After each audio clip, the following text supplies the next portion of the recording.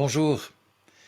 Nous avons vu lors de notre étude précédente, on la retrouve sur le site avec la mention EB pour étude biblique Pierre 01, nous avons vu donc comment Jésus a appelé Pierre et ses compagnons pour en faire ses disciples, ses apprentis en quelque sorte. Et nous avons vu comment Simon-Pierre, le pêcheur qui avait peiné toute la nuit sans rien prendre, a répondu à l'invitation de Jésus et lui a dit « Eh bien, sur ta parole, je vais jeter les filets. » Je l'ai dit, le vrai miracle de l'événement ici n'était pas d'abord que les filets soient remplis à craquer, mais bien que sur la parole du Christ, Pierre ait accepté de faire confiance et d'avancer en eau profonde pour recommencer à pêcher. Et nous en avons retenu que même quand il nous paraît trop tard pour nos réussites humaines, il n'est jamais trop tard pour Dieu. Et Dieu nous demande souvent, au moment de fatigue ou de découragement, ce petit geste qui n'a l'air de rien, mais qui déjà nous met en marche vers lui. Oui, quand le Seigneur agit dans notre vie, tout devient possible. Mais le plus difficile, c'est de lui laisser à lui les mains libres. Mes amis, aujourd'hui, poursuivons. Et le premier texte que je vais brièvement aborder avec vous se trouve dans l'évangile de Luc, au chapitre 6, les versets 12 à 14. Luc nous rapporte ceci. Il arriva que Jésus s'en alla sur une montagne pour prier. Et il passa toute la nuit à prier. Et quand le jour fut venu, il appela ses disciples. Et en ayant choisi 12 d'entre eux, il les nomma apôtres. Et ce furent Simon, qu'il nomma aussi Pierre. Et puis suit le nom des 11 autres apôtres. Dans le texte parallèle, l'évangile de Marc, chapitre 3, les versets 14 à 16, il nous est dit ceci. Jésus en établit 12 pour être avec lui, pour les envoyer prêcher et pour avoir autorité de guérir les maladies et de chasser les démons. Et il le surnomma Simon Pierre, etc. J'attire ici votre attention sur ce qui précède son choix. Lui, le Seigneur de tous, et qui connaissait toutes choses, passa donc toute la nuit à prier Dieu avant de choisir ses compagnons et de les nommer apôtres. Eh bien, pour nous, quelle belle leçon qui nous est donnée de nous tenir humblement en dépendance du Seigneur. Et a fortiori, quand nous avons une décision à prendre. Luc, l'évangéliste, mentionne cela et il met souvent d'ailleurs en évidence cette attitude de dépendance de Jésus, puis aussi des disciples. Aussi, ne sommes-nous pas surpris de trouver Jésus, en fait, 7 fois en prière dans l'évangile de Luc. Je vous donne les références brièvement. Chapitre 3, verset 21. Chapitre 5, verset 16. Chapitre 6, verset 12. Chapitre 9, dès le verset 18. Et puis chapitre 11, le verset 1. Et enfin au chapitre 22, le verset 41. Et chacune de ces occasions nous présente en fait une leçon particulière que je vous invite à découvrir par vous-même en feuilletant l'Évangile. Le nouveau nom de Simon, c'est-à-dire Pierre, est donc confirmé. Et sa vocation apostolique s'affirme en même temps que nous sommes renseignés sur la signification du terme apôtre. Oui, car Jésus nomme ainsi les 12, nous dit Luc. Et Marc, vous l'avez entendu, ajoute cette expression, cette explication en fait, pour les envoyer prêcher et pour avoir autorité de guérir les maladies et de chasser les démons. Fin de citation. Le travail qu'on appelle apostolique est donc parfaitement clair. Il s'agit d'annoncer l'évangile du pardon et de la grâce en Jésus-Christ, de guérir l'être humain et de faire reculer le mal. Il n'est donc pas étonnant que Satan ait cherché à faire trébucher Pierre, le plus décidé de tous les 12, et puis à entrer dans le plus faible, un voleur, je veux dire Judas, qui finira par livrer Jésus pour de l'argent. Mais j'aimerais revenir à ce récit et maintenant, en particulier, à Matthieu 10 et Luc 9, qui situe le moment précis où le Seigneur reporte sur Pierre et sur ses compagnons le pouvoir que je viens de rappeler et les envoie accomplir leur mission. Et de là, revenons aussi à Marc 6, verset 30, où, je cite, « Les apôtres se rassemblent auprès de Jésus et lui racontent tout ce qu'ils ont fait et enseigné. » Nous sommes au retour de leur première mission. Et l'on constate alors combien le Seigneur a apprécié et combien il prend soin des siens qui reviennent assurément fatigués et sans doute éprouvés de cette première mission sans lui. Et le verset suivant nous le dit, c'est Jésus qui parle, « Venez à l'écart vous-même dans un lieu désert et reposez-vous un peu. » Pierre est au premier plan. Évangile de Luc, chapitre 8, les versets 40 à 56. Au moment où Jésus revint sur l'autre rive du lac, la foule l'accueillit, car tous l'attendaient. Un homme appelé Jaïrus arriva alors. Il était chef de la synagogue locale. Il se jeta aux pieds de Jésus et le supplia de venir chez lui parce qu'il avait une fille unique, âgée d'environ 12 ans, qui était mourante. Pendant que Jésus s'y rendait, la foule le précède de tous côtés. Il y avait là une femme qui souffrait de perte de sang depuis 12 ans. Elle avait dépensé tout ce qu'elle possédait chez les médecins, mais personne n'avait pu la guérir. Elle s'approcha de Jésus par derrière et toucha le bord de son vêtement. Aussitôt, sa perte de sang s'arrêta. Jésus demanda « Qui m'a touché ?» Tous niaient l'avoir fait. Et Pierre dit « Mais maître, la foule t'entoure et te presse de tous côtés. » Mais Jésus dit « Quelqu'un m'a touché. J'ai senti qu'une force était sortie de moi. » La femme vit qu'elle avait été découverte. Elle vint alors toute tremblante se jeter aux pieds de Jésus. Elle lui raconta alors devant tout le monde pourquoi elle l'avait touché et comment elle avait été guérie immédiatement. Jésus lui dit « Ma fille, ta foi t'a guérie, va en paix. »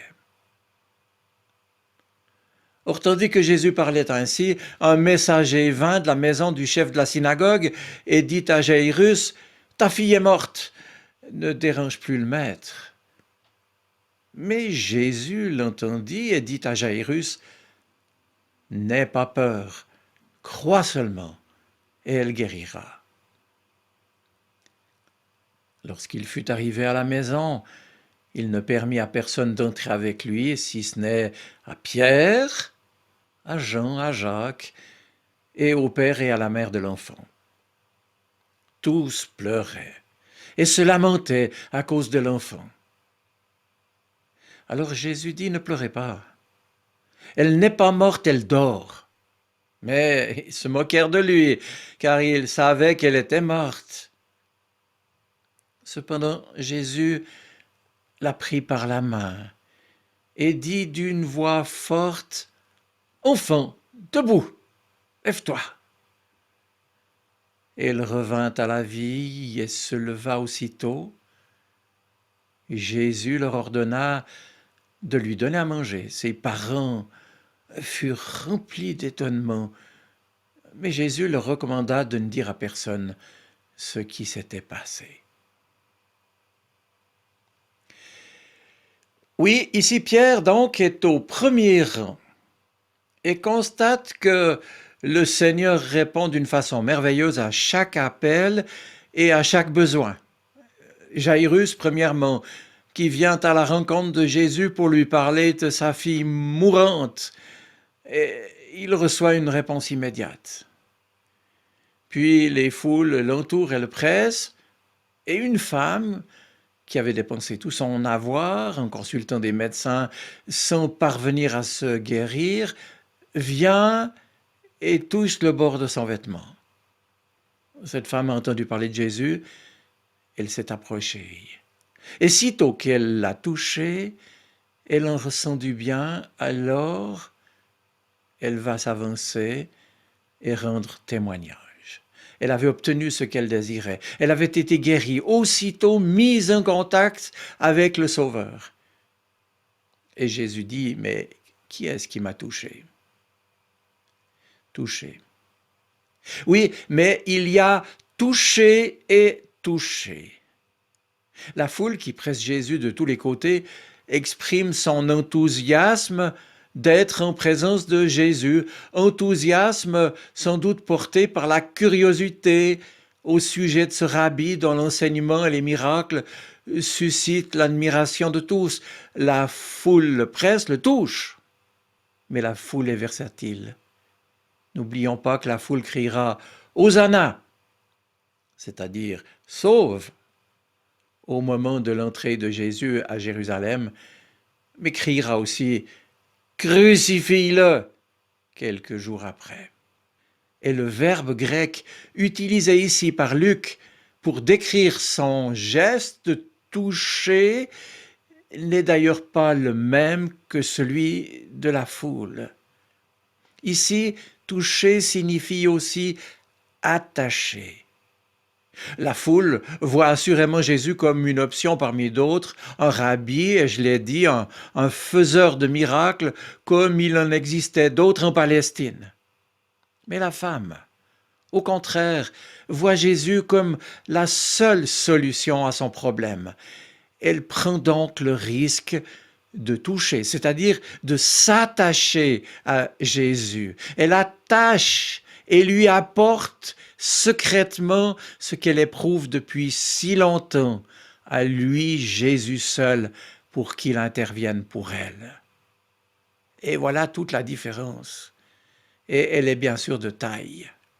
La femme met toute sa confiance en lui, et en touchant Jésus, elle s'attache donc à lui parce que c'est son dernier recours, son unique espoir. Aussi va-t-elle expérimenter la puissance de Dieu dans sa vie. Et Jésus dit « Qui m'a touché ?» En posant cette question, bien sûr, il va retarder son arrivée chez Jairus, un retard qui va s'avérer fatal pour la fille en question. Mais nous le savons, ce retard sera pourtant l'occasion de dévoiler aux yeux de tous la foi de cette femme qui est restée anonyme. Et puis aussi d'éprouver la foi de Jairus. Qui m'a touché? Demande Jésus. Pierre, bien sûr, est stupéfait par la question et s'écrie « Maître, les foules te serrent et te pressent et tu dis « Qui est-ce qui m'a touché ?» Et Jésus dit Quelqu'un m'a touché car je sais qu'il est sorti de moi de la puissance.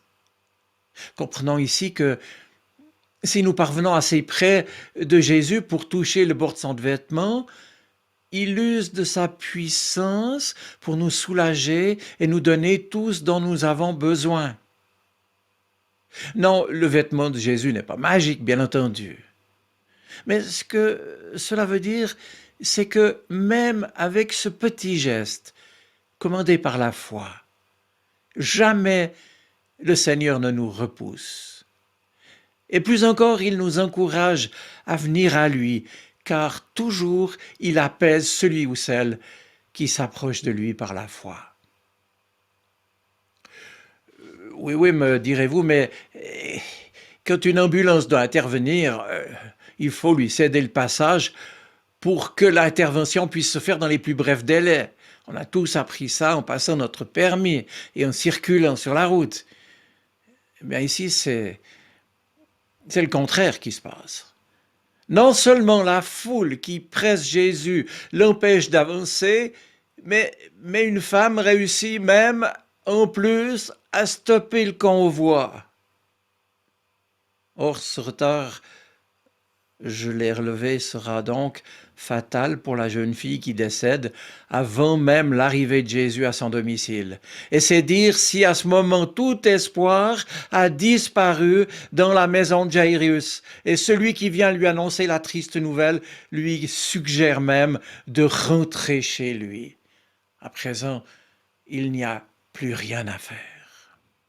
Mais avant de continuer, mettons-nous un instant à la place de cette femme. Elle aussi a dû attendre un long moment avant d'être guérie. 12 années. Et ce n'est pas une coïncidence, puisque c'est le même âge que la fille de Jairus. Pendant tout ce temps, cette femme avait dépensé tout son argent auprès des médecins, mais en vain. Non seulement personne n'avait pu la soulager, mais l'évangile de Marc, qui nous rapporte aussi la scène, nous dit que son état de santé s'était même dégradé. Chapitre 5, verset 26 de Marc. Et c'est donc un désespoir de cause qu'elle s'était approchée de Jésus. D'ailleurs, on peut se demander pourquoi Dieu ne l'a-t-il pas guérie plus tôt. Ainsi, les deux principaux personnages du récit qui rencontrent Jésus, Jairus et cette femme, doivent donc patienter avant de voir la toute-puissance de Dieu à l'œuvre dans leur vie. Mais qu'est-ce que cette épreuve de l'attente peut bien signifier pour l'un comme pour l'autre? Et qu'a-t-elle encore à nous enseigner à nous aujourd'hui? Rencontrer Jésus, on le constate, ne laisse rien en place, ni les êtres, ni les choses. Et l'Évangile est une puissance de changement. Cette femme qui était malade, tenue à l'écart depuis 12 ans, avait donc tout essayé sans résultat concluant. Et c'est en entendant parler de Jésus et des miracles qu'il faisait qu'elle décide de le rencontrer. Et fût-ce juste de pouvoir le toucher avec discrétion, car elle avait la conviction que de le faire allait changer sa vie. Et ce fut le cas. C'est bien elle qui est allée vers lui, elle qui s'est frayé un chemin au milieu de la foule qui entourait Jésus. Et je relève ici que cette femme ne s'est donc pas laissée intimider ni distraire par la foule, et sans écouter les critiques ou les qu'en dira-t-on, elle qu'en jugeait rituellement impure, elle s'est focalisée sur Jésus et elle a cru qu'il allait pouvoir intervenir pour elle. Alors un mot personnel. Peut-être que vous aussi. Peut-être que toi aussi tu as tout essayé sans succès. Eh bien, je veux simplement entendre avec vous, avec toi, que celui ou celle qui reprend courage pour s'approcher avec confiance de Jésus, qui est la source d'eau vive, recevra assurément une réponse de sa part. Oui, cela devrait nous encourager à faire comme cette femme, à aller tout près de Jésus, sans nous en laisser détourner, et à persévérer également dans notre prière. 12 ans, oui, c'est long, je l'ai dit, je l'ai relevé, c'est l'âge de la fille de Jaïrus. Moi, je vous laisse y réfléchir.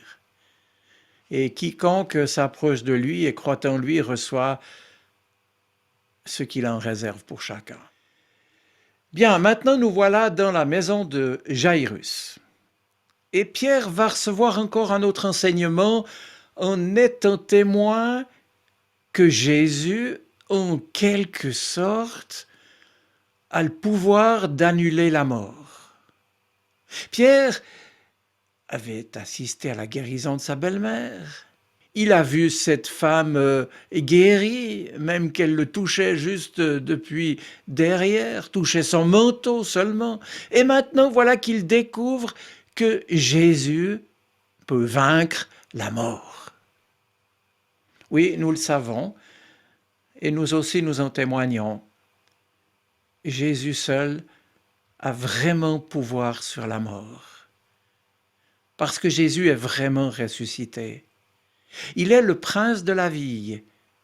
Et sur la croix, en mourant, Jésus, par le don de sa vie, a brisé les liens de la mort, sortant 3 jours plus tard, victorieux du tombeau au matin de Pâques. Mais cela, Pierre devra encore le comprendre, et on sait quelle fut sa peine à ce propos. Mais revenons à la maison de Jaïrus. Jésus donc manifeste sa puissance et sa gloire, c'est-à-dire son amour et sa bienveillance. Mais il le fait après avoir chassé les moqueurs et les incrédules, il le fait avec discrétion. Et il prend la jeune fille par la main en lui disant « Jeune fille debout » ou plus littéralement dans le grec « Jeune fille, lève-toi ». Parce que lève-toi, c'est le mot de la résurrection. Se lever, se relever. Et, ajoute l'évangéliste, il commanda qu'on lui donnât à manger. Quelle sollicitude toute pratique. Cela dit, je ne veux pas gommer la dramatique de ce récit, car c'est vrai, quoi de plus atroce que de perdre un enfant. Et cet homme, Jaïrus, était venu solliciter Jésus, lui demander son aide. Cet homme, ce père, n'avait plus rien à perdre, même pas son honneur et son poste de chef de la synagogue. Il est des choses dans les circonstances difficiles, dans les épreuves et dans le deuil qui sont prioritaires et d'autres qui sont secondaires. Et puis, il était donc venu demander la guérison. Et juste après avoir supplié Jésus, voilà qu'on vient justement lui apprendre que sa fille est morte et qu'il faut maintenant laisser Jésus retourner à son enseignement et le laisser tranquille. Devant cette triste dépouille de cette jeune fille qui symbolise ici la mort à laquelle nous sommes tous confrontés, celle parfois, hélas, de nos proches, de nos voisins, de nos amis, de nos parents, et en fin de compte, de chacun de nous. Je voudrais, en toute simplicité, humblement, partager, si vous le voulez bien, quelques pistes de réflexion pour nous, pour les vivants d'aujourd'hui. Tout d'abord, j'aimerais relever que Jésus dit exactement « N'aie pas peur ». N'aie pas peur, Jaïrus. Vous imaginez ce père en train de perdre la chair de sa chair, sa fille, à qui on dit « n'aie pas peur ». Pourtant, quelle est importante cette phrase de Jésus. Parce que la peur, c'est ce qui nous paralyse tous. On le sait, il y a des petites peurs et des grandes peurs. Mais toutes ces peurs, souvent, nous empêchent d'être, d'avancer, de nous lancer dans la vie, d'avoir même des projets. Alors, n'aie pas peur, dit Jésus, n'aie pas peur. pour avancer dans la vie, dans les projets, dans le sens que l'on a de sa vie, dans la construction, la mise en place de projets qui rendent à l'homme toute sa dignité, à notre communauté chrétienne également. Oui, il est nécessaire de ne plus avoir peur de cette peur qui nous paralyse. Et là, Jésus rajoute, crois seulement. Eh bien, là encore, facile, me direz-vous. Et ça y est, voilà qu'on nous propose la foi du charbonnier, où il nous faut accepter avec crédulité, tout comme venant de Dieu, où il nous faut entrer dans une sorte de fatalisme. Eh bien, certainement pas. Le texte nous montre ici que la confiance n'a rien à voir avec la crédulité. L'une est de l'ordre du courage, l'autre de la stupidité. Alors se croire seulement, c'est simplement prendre le risque de dire à Dieu, oui, je veux te faire confiance.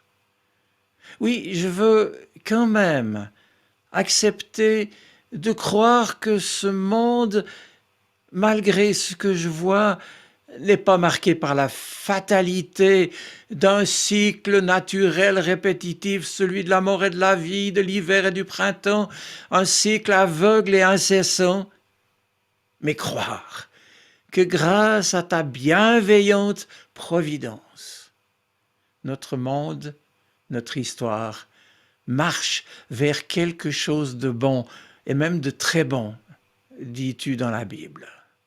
Oui, je veux croire que tu restes maître de ma vie et de notre histoire. Oui, je veux croire, Seigneur, que tu as créé l'humanité pour son bonheur.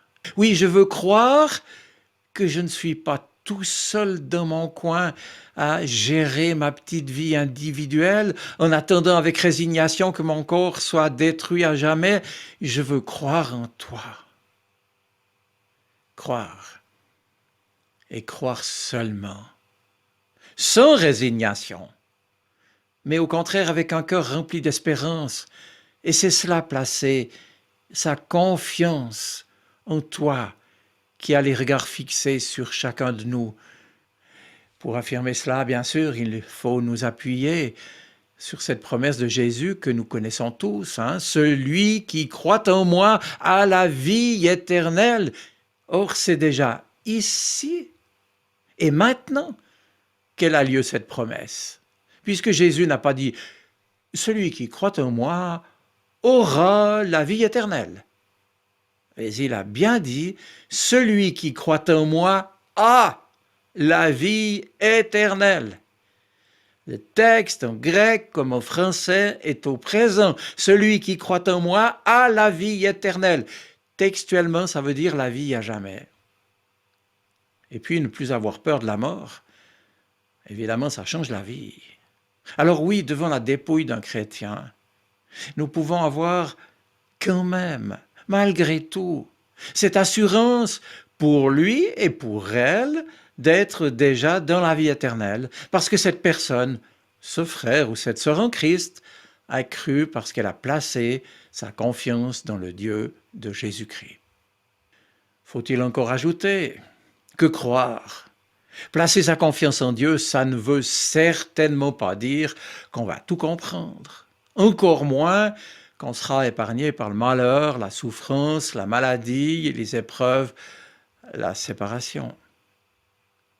Non, croire, c'est être certain que le mal, la souffrance, n'ont pas le dernier mot sur la vie.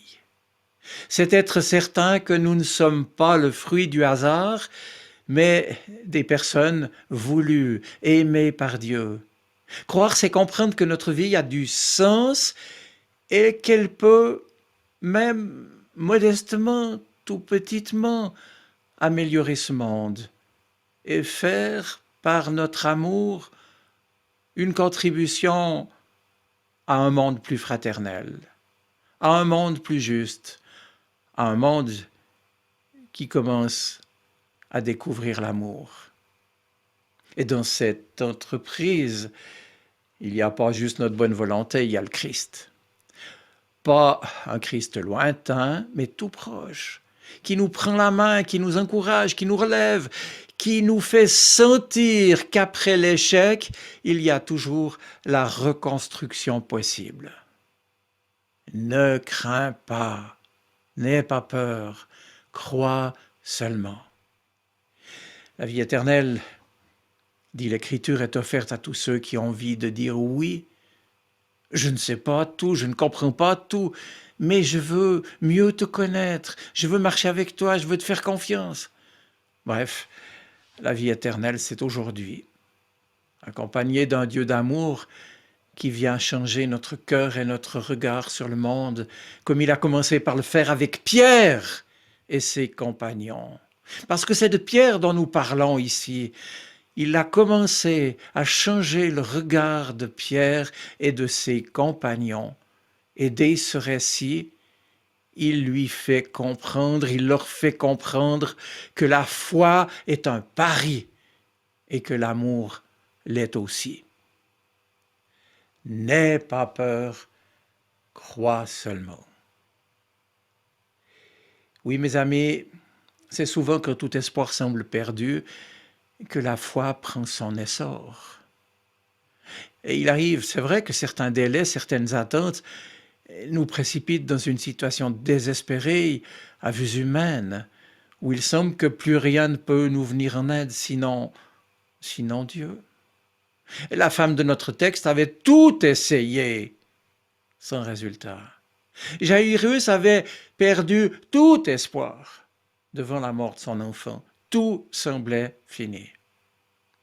Mais tous deux ont saisi cette main tendue, ce cadeau de pouvoir placer leur confiance en Jésus. Pourquoi est-ce que je dis un cadeau? Eh bien parce que même si nous nous sentons trop faibles pour pouvoir espérer encore, si nous n'avons plus d'espoir de nous en sortir, la foi, elle, peut susciter l'espérance. Car, je vous laisse y réfléchir, car voyez-vous, ce n'est pas l'espérance qui est à l'origine de la foi, c'est l'inverse. Je répète, ce n'est pas l'espérance qui est à l'origine de la foi, c'est l'inverse. Dieu n'attend absolument pas que nous allions mieux pour nous venir en aide. Il attend que nous lui fassions confiance. Comme cet homme, comme cette femme, comme ces 12 compagnons apprentis, il attend que nous apprenions à lui faire confiance. Mais encore nous faut-il prendre le risque et croire, c'est-à-dire mettre notre foi en action. La femme, avec courage, s'est approchée pour toucher le vêtement de Jésus. Alors moi, et toi, Dieu lit dans nos cœurs. Comment allons-nous venir à Jésus avec ce que nous avons sur le cœur, avec ce que nous portons dans nos cœurs? Aujourd'hui encore, il attend. Et c'est peut-être pourquoi il n'est pas encore revenu. Et comme le dit alors le Nouveau Testament, il use de patience envers tous, parce qu'aujourd'hui encore, il veut sauver, il veut libérer, il veut guérir, il veut intervenir, pourvu que nous soyons ouverts et disponibles. Aujourd'hui encore, il veut nous faire du bien et il est possible de le toucher, de s'attacher à lui, de mettre sa confiance en lui. Aujourd'hui encore, il est possible, et je termine, de devenir un enfant de Dieu et de grandir dans la foi comme enfant de Dieu, d'aller avec la paix du Seigneur et de ressusciter chaque jour, et pas seulement au dernier jour, à une vie nouvelle dans laquelle Jésus nous a fait entrer. Oui, puissions-nous chacun le vivre et en témoigner là où Dieu nous a placés. Voilà, maintenant il est temps de m'arrêter en vous posant juste avant 2 questions pour animer notre partage. Première question, comment avez-vous vous-même expérimenté que le Seigneur vous a fait attendre avant de vous répandre? Et qu'est-ce qui vous a aidé à persévérer et à continuer de lui faire confiance, même au cœur de cette attente? Et puis, deuxième question, je vous invite à vous mettre dans la peau de Pierre. Vous êtes Pierre maintenant quelques instants. Ce jour-là, avec la femme, avec Jairus et sa famille, avec les autres disciples qui l'accompagnaient.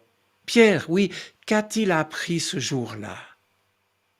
Et, et est-ce que cela vous parle? Que le Seigneur vous bénisse et vous enrichisse dans la foi, l'espérance et l'amour.